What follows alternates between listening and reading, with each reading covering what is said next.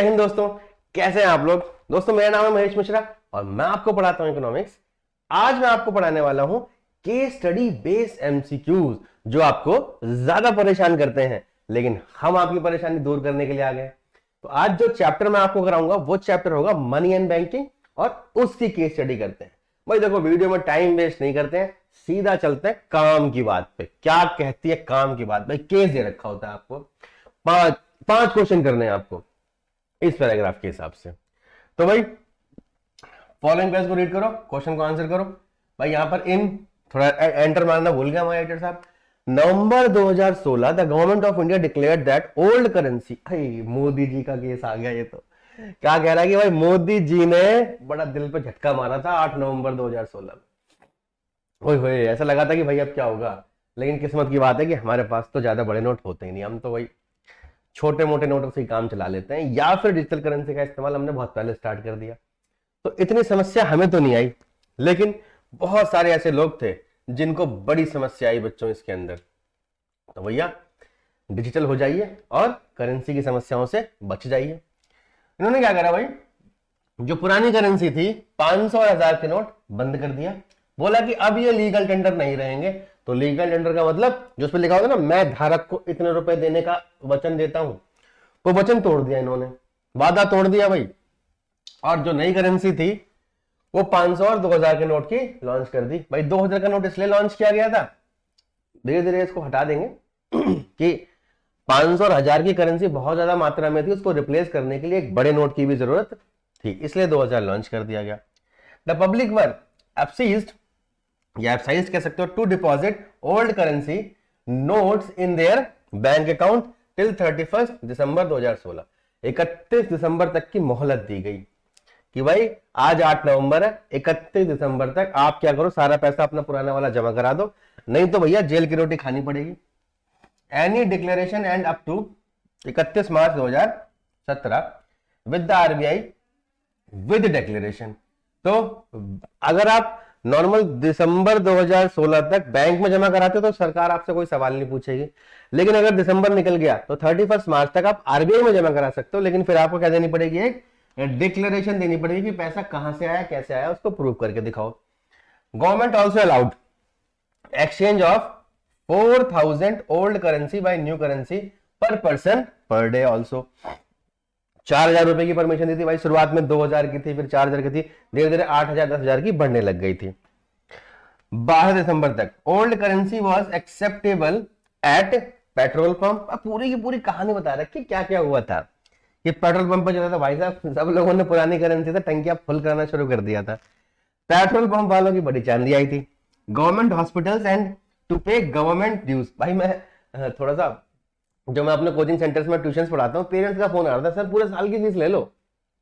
अच्छा जी दे दो भाई, हमें कोई दिक्कत नहीं है, हमारे अकाउंट में तो वैसे ही पैसे नहीं रहते, आप दोगे हम जमा कर देंगे, हमें कोई टेंशन नहीं है, सारा का सारा एक नंबर का हिसाब है, कोई दिक्कत वाली बात नहीं आई जी हमारे साथ तो। अच्छा जी, और कुछ कह रखा है नहीं, इतनी सी केस स्टडी दे रखी है। अब इतनी सी आसान सी बात पे हमसे क्वेश्चन पूछेगा 5, यूं दे देंगे। भैया मनी एंड बैंकिंग में तो एक भी क्वेश्चन गलत नहीं करना, आपको पाप लगेगा। देखो जी कैसे आराम से क्वेश्चन सॉल्व हो जाएंगे। Which of the following is are true about money. Money के बारे में क्या सच है। मनी एक लीगल टेंडर होता है, हाँ जी बिल्कुल सच है। मनी एक मीडियम ऑफ एक्सचेंज होता है, हाँ जी बिल्कुल सच है। दोनों बातें सच है, तो बोथ आंसर हो गया, C is the correct answer. क्योंकि मनी के फंक्शन ही है भाई, medium of exchange, store of value, standard of deferred payment और measure of value. 4 main function है मनी के, 2 दे रखे हैं इसमें से। तो भाई क्या आंसर आ गया हमारा, सी इज द करेक्ट आंसर। लो जी आंखें बंद करके भी टिक लगाया जी, इसमें जय माता दी करके भी टिक हो जाता। अब आ जाओ जी अगले क्वेश्चन पे। क्या कह रहा है दोस्तों, गवर्नमेंट ने लीगल टेंडर रिमूव कर दिया करेंसी से। ठीक है जी, कर दिया। नोट्स डीमोनेटाइजेशन कहते हैं इसको। These currency notes are also known as. इन करेंसी नोट्स को और क्या बोलते हैं हम। क्या ये लिमिटेड लीगल टेंडर होते हैं? नहीं जी, लिमिटेड लीगल टेंडर का मतलब होता है जिन करेंसी में आप एक लिमिट तक की पेमेंट कर सकते हो, बट 500 1000 के नोट में तो आप कितनी भी पेमेंट कर सकते थे। अनलिमिटेड लीगल टेंडर, हाँ जी। क्या ये कमोडिटी है? नहीं, ये तो पेपर मनी है, इसको कमोडिटी मनी नहीं कह सकते दोस्तों। तो unlimited legal tender is the correct answer. तो भैया बी आंसर आ जाओ बाहर, टपक के लपक के आंसर आ गया जी आपका। तीसरा क्वेश्चन, असर्शन और रीजन देखते हैं भाई। ये कह रहा है कि डीमोनेटाइजेशन ने लीगल टेंडर स्टेटस हटा दिया, ठीक है जी, making it unacceptable mode of payment. भाई अब आप मत मानो, आप इस पैसे को मानना छोड़ दो और आप दुकानदार को पैसे दोगे, दुकानदार मना कर देगा। बिल्कुल सही बात है जी, स्टेटमेंट ये वाली ट्रू है। The intrinsic value of currency note is very less than the actual denominated value. इसका मतलब क्या होगा, what is the intrinsic value? भाई जरा इसको हम थोड़ा सा डिटेल में समझें, हमें थोड़ी जगह चाहिए इसके लिए। कहीं जगह दिख रही है बोर्ड पे? चलो यहीं पे स्पेस बना के काम कर देते हैं अपना। इंट्रिंसिक वैल्यू, इसका मतलब क्या होता है भाई, जो वो करेंसी का नोट है, ये एक पेपर का बना हुआ है, बट इस पेपर पे लिखा क्या है जी, 2000 रुपए, 1000 रुपए, 500 रुपए। क्या उस पेपर की कीमत 2000 या 1000 या 500 रुपए होती है? बिल्कुल नहीं होती। तो यही कहना चाह रहा है ये कि जो नोट के ऊपर जो प्रिंटेड वैल्यू होती है वो तो बहुत ज्यादा होती है, बट एक्चुअल में जो उसमें माल लगा हुआ है वो 2000 रुपए का नहीं होता। तो भाई ये वाली बात भी एकदम सही साबित होती है। अब क्या इन दोनों के बीच में कोई रिलेशन है? ये कह रहा है कि डी बिकॉज लगा के देखते हैं, डीमोनेटाइजेशन से लीगल टेंडर मनी हटा दिया गया क्योंकि भाई वो अनएक्सेप्टेबल बन गए, क्योंकि उनकी इंट्रिंसिक वैल्यू जो है कम होती है। नहीं, ऐसा थोड़ी है, वो तो पहले भी कम थी और अब भी कम है। दोनों स्टेटमेंट तो ट्रू है बट सही एक्सप्लेनेशन नहीं दे रहा है। असर्शन है true, reason correct, correct explanation तो नहीं है। Assertion is true and reason R is not the correct reason of assertion. बिल्कुल सही बात है। तो इसका आंसर क्या होना चाहिए? बी होना चाहिए। स्टेटमेंट दोनों ट्रू है बट इसका सही एक्सप्लेनेशन नहीं दिया जा रहा है। तो आंसर क्या आ गया दोस्तों इसका? B is the correct answer. भाई बी आंसर हो गया था क्योंकि इसका सही एक्सप्लेनेशन यहां पर नहीं दिया जा रहा है। अब चलते हैं भैया अपने नेक्स्ट क्वेश्चन पे। नेक्स्ट क्वेश्चन क्या कह रहा है? With the help of which the following authorities demonetisation was implemented. किसके थ्रू करी गई डीमोनेटाइजेशन? क्या कॉमर्शियल बैंक के थ्रू की गई, क्या स्टेट गवर्नमेंट के थ्रू की गई, या फिर सेंट्रल गवर्नमेंट के थ्रू करी गई? भाई ऐसी पावर सिर्फ और सिर्फ एक ही के पास है जिसका नाम है सेंट्रल बैंक यानी कि रिजर्व बैंक ऑफ इंडिया। तो सी इज द करेक्ट आंसर। देखो जी आराम से हो गया हमारा क्वेश्चन, ये वाला भी लड्डू क्वेश्चन होते हैं बच्चों।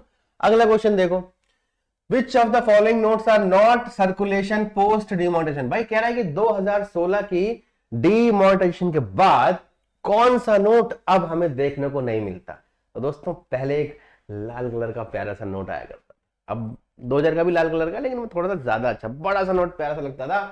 1000 रुपए का नोट बेचारा मार दिया, इसको खत्म कर दिया हमेशा के लिए।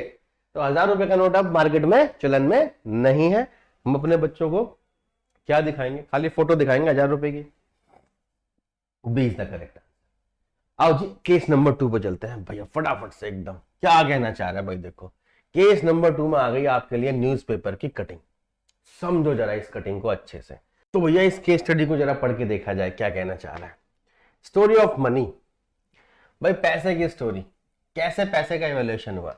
RBI monetary museum offer a fascinating glimpse of India's financial and cultural history says main का शिव दासानी। मतलब एक म्यूजियम की फोटो दी गई है और इसमें बताया गया है कि कैसे कैसे मनी इवेल्युएट हुआ। तो ये पूरी की पूरी मनी की कहानी है भाई। तो छोटी छोटी बातों पे जरा ध्यान देते हैं कि भाई evolution of money India through it's coinage and financial instruments. भाई करा गया, पहले कॉइन से, फिर धीरे धीरे हम करेंसी पे आए, फिर प्लास्टिक मनी पे आए। Here and Ferozeshah Mehta road in the country's commercial capital जैसे कि Bombay, you will find glimpses of India smallest coin and its largest ranging from 0.22 centimetre से लेके dating to the 11th century to 11.6 kg 1000 tola gold mohur with its 21 centimetre diameter issued as a gift for royalty by the Mughal Emperor Jahangir in the 17th century. तो कुछ information दे दी कि भाई छोटे से छोटा और बड़े से बड़ा कॉइन आपको यहां पर देखने को मिल जाएगा। The earliest issuer of the coin, मतलब इतनी प्यारी केस स्टडी है, आपको इसको डिटेल में पढ़ना चाहिए, ठीक है। आप चाहोगे तो ये वाली न्यूज़पेपर की कटिंग आपको गूगल पे भी मिल जाएगी और उसमें सारी की सारी इंफॉर्मेशन आपको समझ में आएगी क्या कहना चाह रहा है। तो ऐसी ही कुछ इंफॉर्मेशन है। अच्छा जी, और एक खास बात देखते हैं, यहां पर कुछ दे रखा है अयोध्या और तक्षशिला के बारे में। क्या कहना चाह रहा है भाई? From the silver punch marked coins issued around the 6th century BC to the early indigenous series of the Mathura, Ayodhya and Takshashila time in Chola वंश के जो राजा थे उस टाइम पे पांड्यास में था, and the gold coins of the Guptas from the 4th to 6th century AD। There is all this and much more at the museum.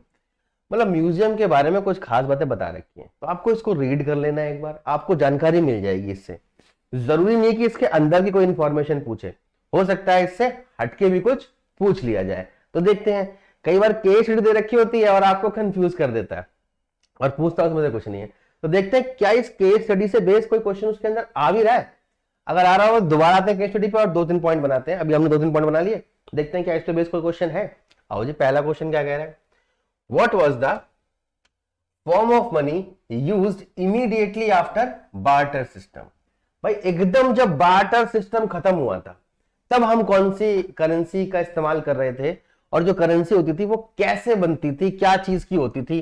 क्या वो कागज की होती थी या फिर वो किसी और चीज की होती थी भाई? तो भाई commodity money, precious metals, coinage and currency notes. भाई आप बताओ कि जब बार्टर सिस्टम खत्म हुआ तो क्या हमने प्रीशियस मेटल का यूज करा, या फिर हमने कमोडिटी का यूज करा, या फिर हमने कॉइन्स का यूज करा, या फिर हमने नोट यूज करे? तो भाई बार्टर सिस्टम के बाद हमने इस चीज को तो यूज किया ही नहीं था। अब आंसर हमारे पास दो बन सकते हैं, एक कॉइनेज और दूसरा कमोडिटी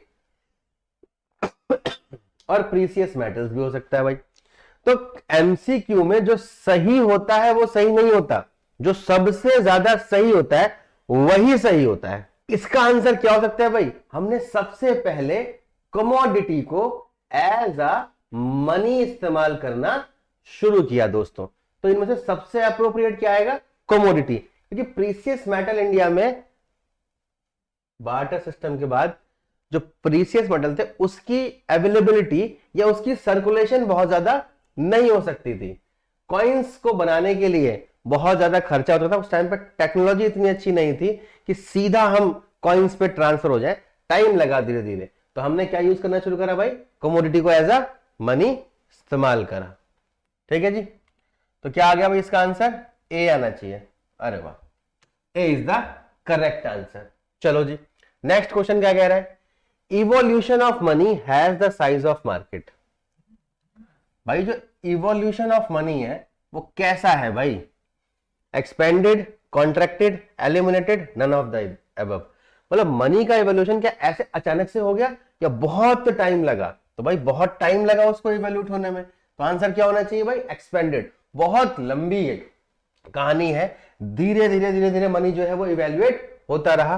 मतलब पहले कमोडिटी पे आए, फिर धीरे धीरे मेटल पे आए, फिर कुछ प्रीशियस आइटम्स भी उसमें आने स्टार्ट हो गए, फिर हमने डिफरेंट डिफरेंट टाइप के कॉइन्स बनाए, गोल्ड के बनाए, सिल्वर के बनाए, लोहे के बनाए। जब गोल्ड वगैरह इतना ज्यादा नहीं था तो लोहे के बनाना शुरू करे।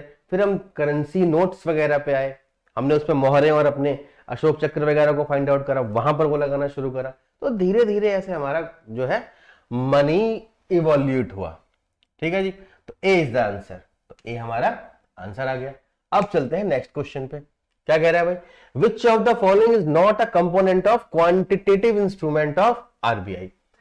अब उस इंफॉर्मेशन के अंदर, उस केस स्टडी के अंदर शायद आपको क्वांटिटेटिव इंफॉर्मेशन या क्वालिटेटिव इंफॉर्मेशन मिल जाए, लेकिन चैप्टर पढ़ोगे तो ये इंफॉर्मेशन आपके पास है ही। दो तरीके होते हैं आरबीआई के, एक क्वांटिटेटिव और एक क्वालिटेटिव। तो कह रहा है इनमें से कौन सा क्वांटिटेटिव कंपोनेंट है? नॉट, ओके नॉट पूछा है, कौन सा क्वांटिटेटिव नहीं है, मतलब क्वालिटेटिव। तो क्वालिटेटिव इंस्ट्रूमेंट में आ जाओ भाई। पहला कैश रिजर्व रेशियो, दोस्तों ये तो होता है क्वांटिटेटिव। यहां पर जो आरबीआई है वो कॉमर्शियल बैंक की क्वांटिटी पे लिमिट लगा देती है, मतलब आप कितना कैश अपने पास रखने वाले हो उस पे क्या लगा देती है, एक लिमिट, एक कंट्रोल लगा देता है कि भाई आपके पास जितना भी डिपॉजिट आएगा उसमें से एक पोर्शन आपको आरबीआई के पास जमा करना पड़ेगा। That is called cash reserve ratio. तो ये आंसर नहीं हो सकता। रेपो रेट भी आंसर नहीं हो सकता। ये भी वो रेट है जिस रेट पे आरबीआई कॉमर्शियल बैंक को लोन देता है उसकी नीड्स को पूरा करने के लिए, तो ये भी नहीं होगा। बैंक रेट भी नहीं होगा। मार्जिनल रिक्वायरमेंट, यही हमारा आंसर होना चाहिए। ये क्वांटिटेटिव नहीं है, क्योंकि यहां पर बात की जा रही है मार्जिनल की, कि मतलब जितने की आप सिक्योरिटी रखोगे और जितने का आप लोन दोगे उसके बीच में जो डिफरेंस होगा, तो ये क्वालिटेटिव फैक्टर है, ये क्वांटिटी फैक्टर नहीं है। तो ए ही हमारा आंसर आ गया भाई। ए आंसर बहुत आ रहा आज। चलो जी अगले वाले पे। How the domestic money supply will change if there is an increase in foreign investment. अगर जो डोमेस्टिक मनी की बात की जाए, मतलब हमारी कंट्री के अंदर कितना पैसा है उसकी सप्लाई की बात करा जा रहा है, कह रहा है ये चेंज हो सकती है अगर क्या हो, इंक्रीज इन फॉरेन इन्वेस्टमेंट। ये कहना चाह रहा है कि डोमेस्टिक मनी सप्लाई पे क्या फर्क पड़ेगा अगर फॉरेन एक्सचेंज का इन्वेस्टमेंट इंडिया में बढ़ जाए।